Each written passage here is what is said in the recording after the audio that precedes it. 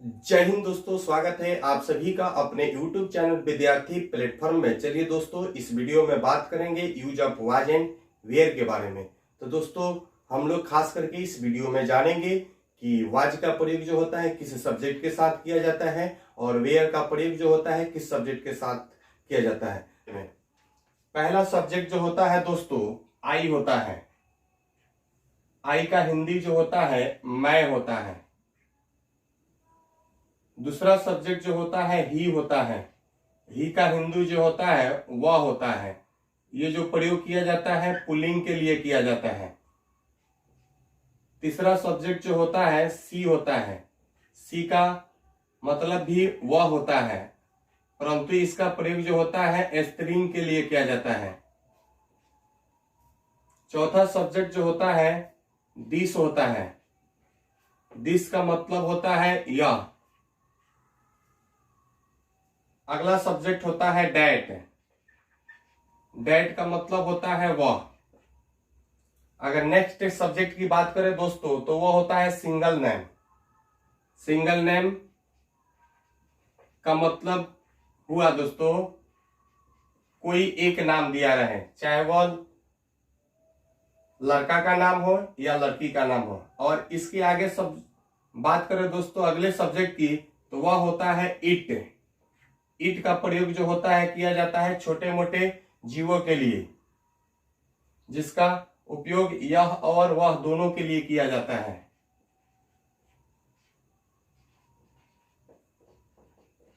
जो निर्जीव पदार्थ हो। दोस्तों, ये सभी जो सब्जेक्ट आपको दिखाई दे रहा है यह जो सब्जेक्ट है आपका सिंगुलर सब्जेक्ट है, और सिंगुलर सब्जेक्ट के साथ सिंगुलर वर्ब का प्रयोग किया जाता है। तो इसमें सिंगुलर वर्ब जो है दोस्तों हमारा वाज है। अब दोस्तों बात करते हैं अगले सब्जेक्ट की। तो दोस्तों अगला सब्जेक्ट जो आता है हमारा सबसे पहले आता है वी। वी का मतलब होता है हम या हम लोग।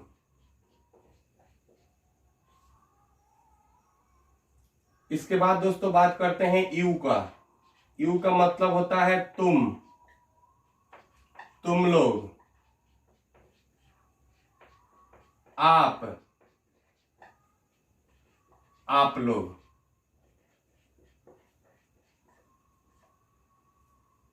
अगले सब्जेक्ट की बात करें दोस्तों तो वो जो होता है हमारा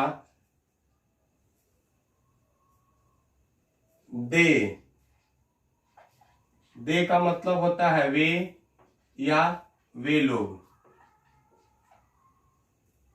इसके अगले सब्जेक्ट की दोस्तों बात करें तो हमारा होता है जैसे प्लुरल रहे the boys, the girls, the students, कुछ भी दिया जा सकता है दोस्तों। इन सभी के साथ जो होता है दोस्तों वेयर का प्रयोग होता है।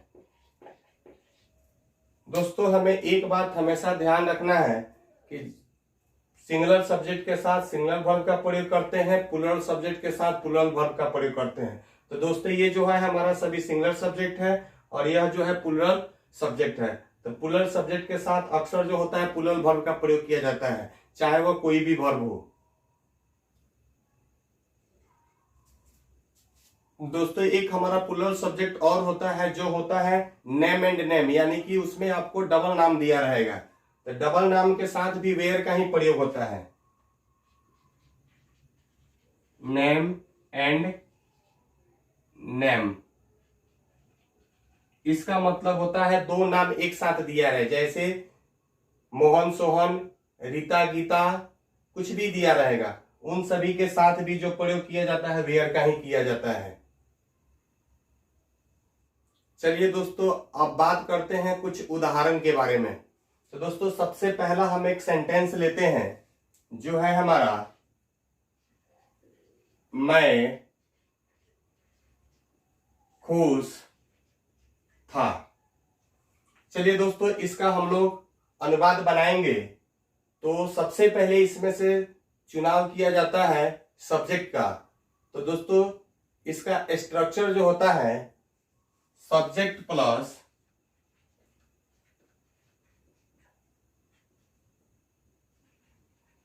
Was were plus object. यही दोस्तों हमारा स्ट्रक्चर है और यह एक साधारण वाक्य है। तो दोस्तों सबसे पहले इसमें सब्जेक्ट की पहचान करेंगे। तो दोस्तों सब्जेक्ट हमारा है मैं का इंग्लिश होता है आई। और मैंने बताया था दोस्तों कि आई के साथ जो होता है वाज का प्रयोग होता है, क्योंकि आई जो है सिंगुलर सब्जेक्ट है तो सिंगुलर वर्ब का प्रयोग करेंगे। तो आई हमारा सब्जेक्ट हो जाएगा, तो वर्ब क्या होगा वाज, और ये हमारा बचा क्या है खुश, तो ऑब्जेक्ट हमारा हो जाएगा खुश। तो खुश का इंग्लिश होता है हैप्पी। अगले चलिए दोस्तों अब एक अगला उदाहरण और लेते हैं। दूसरा वाक्य जो है हमारा दोस्तों, राम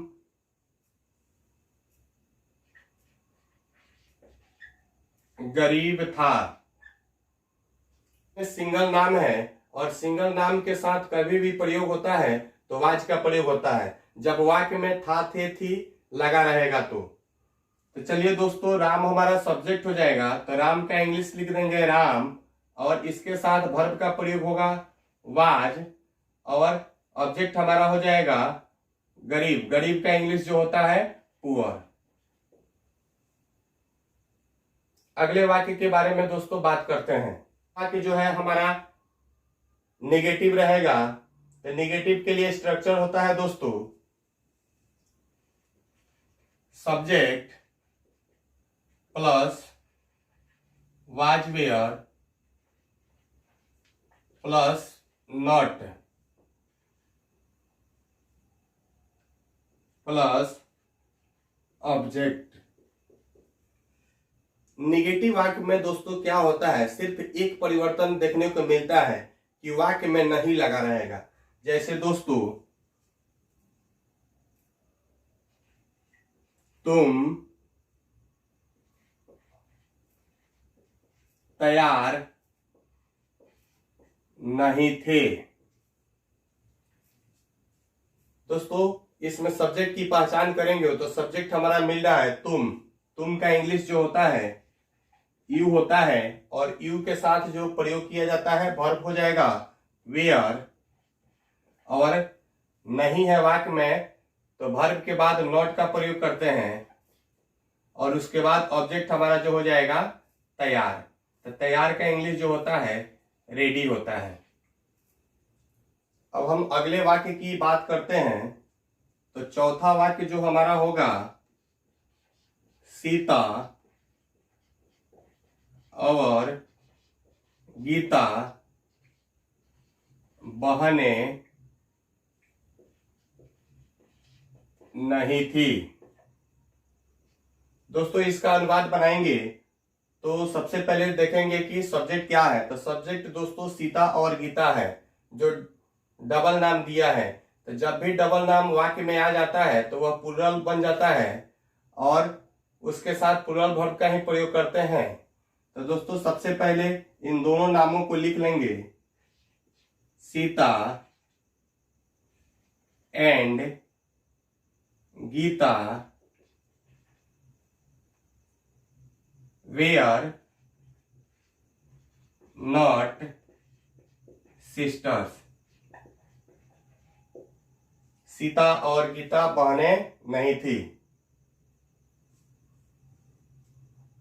अब दोस्तों हम लोग बात करते हैं इंट्रोगेटिव सेंटेंस के बारे में। तो इंट्रोगेटिव सेंटेंस में दोस्तों क्या होता है कि उसमें कोई भी हिंदी वाक्य जब क्या से शुरू हो तो वह इंट्रोगेटिव बन जाता है। तो दोस्तों इंट्रोगेटिव सेंटेंस में जो होता है सबसे पहले हमारा वर्ब का प्रयोग किया जाता है। तो वर्ब हमारा वाज एंड वेयर है, उसके बाद लगाते हैं सब्जेक्ट को,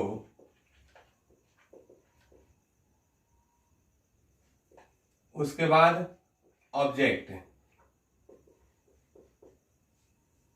तो दोस्तों हम एक इंट्रोगेटिव सेंटेंस को लेते हैं। क्या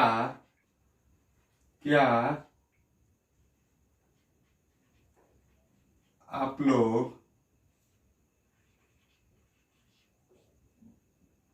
धनी थे। दोस्तों इंटरोगेटिव सेंटेंस जो होता है हमेशा क्या से प्रारंभ होता है और वाक्य के अंत में प्रश्नवाचक चिन्ह जरूर रहता है। तो दोस्तों इसका अनुवाद बनाएंगे तो सबसे पहले हम सब्जेक्ट की पहचान करेंगे। तो सब्जेक्ट हमारा है, इसमें आप लोग, और आप लोग का इंग्लिश जो होता है यू होता है, और यू के साथ जो होता है हमेशा प्रयोग होता है वेयर का।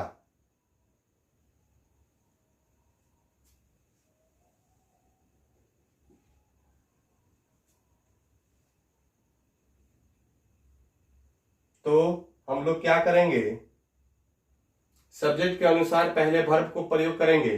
तो वर्ब हमारा हो जाएगा दोस्तों वेयर, और सब्जेक्ट हो जाएगा यू, और ऑब्जेक्ट हमारा बच रहा है रिच, और अंत में प्रश्नवाचक चिन्ह लगा देंगे। दोस्तों अगर आप सभी को यह वीडियो अच्छा लगा हो तो चैनल को सब्सक्राइब करें, लाइक करें, शेयर करें, और साथ ही बेल आइकन को प्रेस करें ताकि मेरे हर वीडियो का नोटिफिकेशन आपके पास पहुंच पाए।